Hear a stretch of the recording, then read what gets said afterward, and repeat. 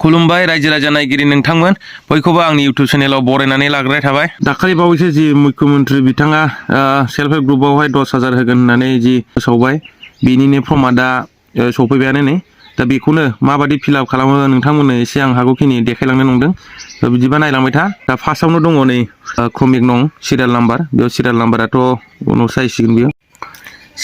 फार्स्टआवनो नै serial number 1 serial नाम्बार 1आव जाबाय name of the self help group member. बेयावहाय गावबागाव नामखौ लिरनांगोन बेयावहाय। आरो नाम्बार 2आव जाबाय सिरियाल नाम्बार 2आव जाबाय सेल्फ हेल्प ग्रुप नेम। गावबागाव सेल्फ हेल्प ग्रुपनि नामखौ नै बेयावहाय लिरनांगोन बे खथायाव। आरो 3 नाम्बाराव जाहैबाय self help group MIS code आत्मसहाय MIS कड बेयावहाय लिरनांगोन गावबागाव जि सेल्फ हेल्प ग्रुपआव जि कड थायो बे क'डखौ बेयाव बहायनांगोन बे खथायाव। आरो बेवहाय जाबाय 4 नाम्बारावहाय जाबाय मबाइल नाम्बार। बेवहाय नै मबाइल नाम्बारखौ सोनांगोन बेवहाय। आरो 5 नाम्बाराव जाबाय कास्ट साधारन जेनेरेल जाबाय OBC जाबाय ST जाबाय SC जाबाय। अबे मोनसेया गावबागाव बेखौ होनानै लादो। जोंनि बर'फोरनिया जाबाय नैबे ST आव जागोन जोंनि बर' कार्बिया। 6 नाम्बाराव जाबाय नै वेदार बिलं टु मरान माटाक कमिउनिटि। नोङो माने मा होनो मरान मटकनि कमिउनिटि नामा होनदों। नंगौबा येस होदो नङाबा न' होदो।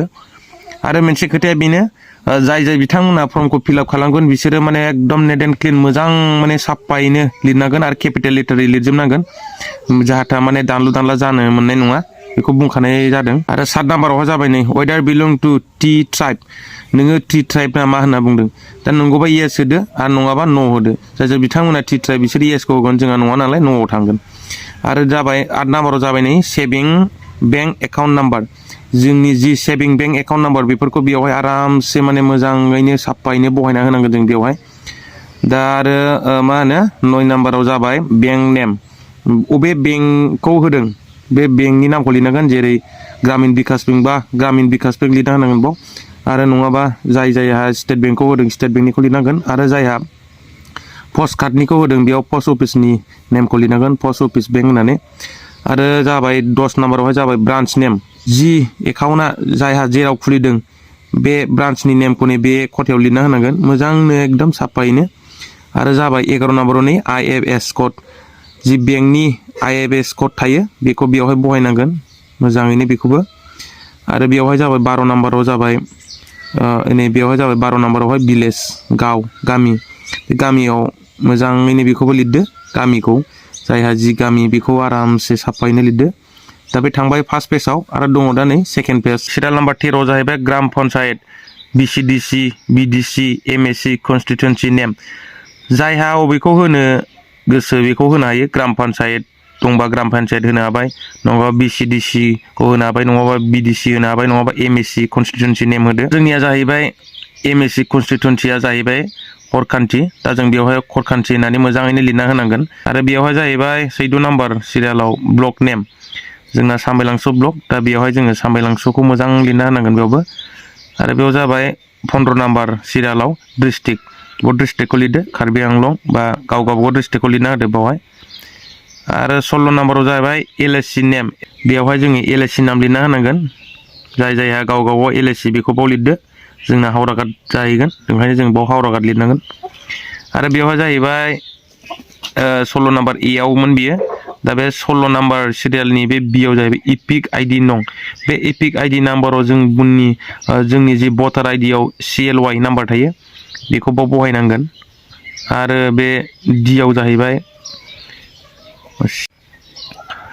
आरो Cआव जाहैबाय पलिं स्टेसन।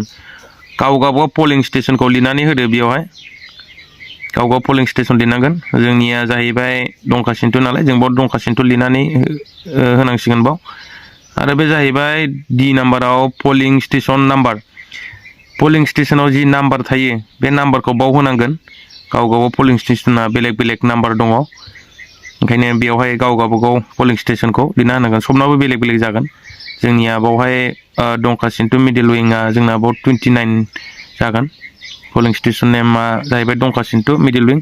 आरो बेयाव जाहैबाय जोंना पलिं स्टेसन नाम्बारा 29। आरो बेवहाय होदों 17 सिरियाल नाम्बाराव दङ दा न' अफ चिलड्रेन इफ एप्लिकेबल।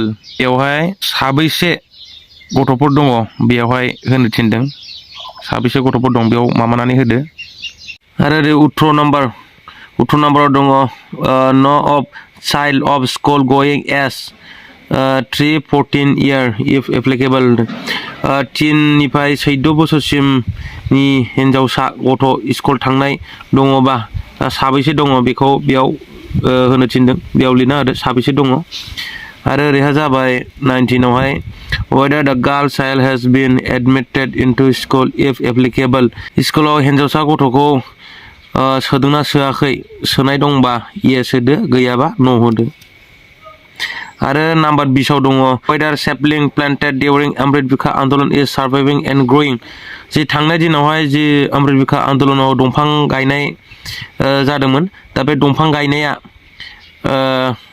दंना गैया आरो जौदोंना जौआखै बेखौ होदों बेयावहाय जौदोंबा दंबा yes होदो गैयाबा जौआखैबा no होदो आरो बिनिनो 20 नाम्बारनि बिनियाव दङ if no has a sapling been planted in place of that during the time of filling the form जुदि हे बै जायगायाव दंफां गायनाया थैदोंबा बेखौ गोदानै माने गायफिनदोंना गायफिनाखै बेखौ बाव सोंनाय जादों गायफिनदोंबा yes होदो गायाखैबा no होदो आरो 21 सिरियाल नाम्बाराव जाय जायहा 2021 नि आवगाय लानाय माइक्र' फाइनेन्स बा लनफोर दङ बेफोरखौ माने सुथायदोंना सुथायाखै बेखौ होदों सुथायदोंबा yes होदो सुथायाखैबा no होदो बेयाव अपसन दंखायो आरो 22 नाम्बाराव दङ economic activity to be taken up with the fund बे 10,000 फैसाखौ मोननानै मा खालामगोन बेखौ सोंनाय जादों दा रेफार सेक्टर सि आव देखायदों बेखौ आं दा लास्टआव देखायगोन र' बेयावहाय अबेखौ बहायनांगौ बा माखौ बहायगोन बेखौ लास्टआव ओरैनो अपसन दंखायो बेवहाय नोंसोर माने अबेखौ होगोन बेखौ माने थिक होनानै हैनांगोन आरो उनाव दंखायो आरो बे जाबाय डिक्लेरेसन फर्म बे आरो बे जाबाय डिक्लेरेसन इयावनो दङ आइ श्रीमती बा बेयावहाय आं होननानै बेयावहाय माने नामखौ जायनि नामाव बेयाव फिलआप खालामदों फर्माव बेनि नामखौ बाव होदो आरो बेयावहाय दङ वाइफ अफ नङाबा डटार अफ दङ बेयावहाय हासबेन्ड बा फिफा बा जाय गार्जेन बेनि नामखौ लिरना होनांगोन बाव दा बेयाव फिलआप खालामखांनानै नै ओरै फैबाय थारिख अबे थारिखआव जमा होगोन बेखौ बे थारिखखौ बाव लिरनांसिगोन जायगा प्लेस अबे जायगानिफ्राय साबमिट होगोन बे जायगानि नामखौ लिरदो अबे जायगानिफ्राय हरदों बेखौ लिरनांगोन बेयाव जाबाय सिगनेचार अफ द एप्लिकेन्ट सिगनेचार होनांगोन बेयावहाय जाय जायहा एप्लाइ खालामदों दा गाव गावबागाव होनानै लादो बेयावहाय सिगनेचार बे पेजआ जोब्बाय आरो दा दङ नेक्स्ट पेज बेयाव दङ नै संकल्प पत्र एक ইয়াৰ দ্বাৰা মই শ্ৰীমতী होदों बेवहाय आरो दहायनि बायदि डिक्लेरेसनाव लिरनाय बायदि गाव गावबागाव नामखौबो लिरनानै लादो आरोबाव दङ पिता स्वामी बेवहाय फिफानि नाम नङाबा फिसायनि नामखौ बाव लिरदो आरो बेयाव दङ बयक खै बोसोर जाखो मामाया बयकआ बेखौ लिरदो बेयाव बयक बैसोखौ होखांनानै बेयाव बसर खै बोसोरनिफ्राय दङ आत्मसहाय गुटआव बेखौ बाव लिरनांसिगोन आत्मसहाय गुटर एगराखि सदस्य आरो मुर MIS कड आरो MIS क'डखौ बाव लिरबावनांगोन MIS क'ड गाव गाव पार्सनेल MIS क'ड थाबावो बेखौ बाव होनांगोन होदों मुर MIS क'ड होदों गाव गाव पार्सनेल बा MIS क'ड थायो बेखौ नायनोबा बरननोबा अनलाइनाव थांनानै बरनानै लाफिननांगोन अनलाइनाव मोनो बेयाव गाव गाव पार्सनेल MIS क'डबो थायो जेरैहाय ग्रुपआव MIS क'ड थायो बा दहाय फार्स्ट पेजआवनो जि MIS क'ड लिरदोंमोन बेबादिनो गाव गावबागाव पार्सनेल MIS क'ड थायो बेबादि दा बेफोरावबो फिलआप खालामखांनानै नै बेयावहाय सहि होबावनांगौ बाव सहि दङ बाव मोनसे होबावदो सहिखौ आरो दंबावो मोनसे संकल्प पत्र 2 बेयावबो दहाय फार्स्टआव जे संकल्प पत्र 1 आव जिबादि फिलआप खालामदों बेयावबो सेमानो जागोन बेयावबो सेमानो आरो दा नै बेयावहाय आवेदनकारि मा होनो बेवहाय आरो सहि मोनसे दंबावो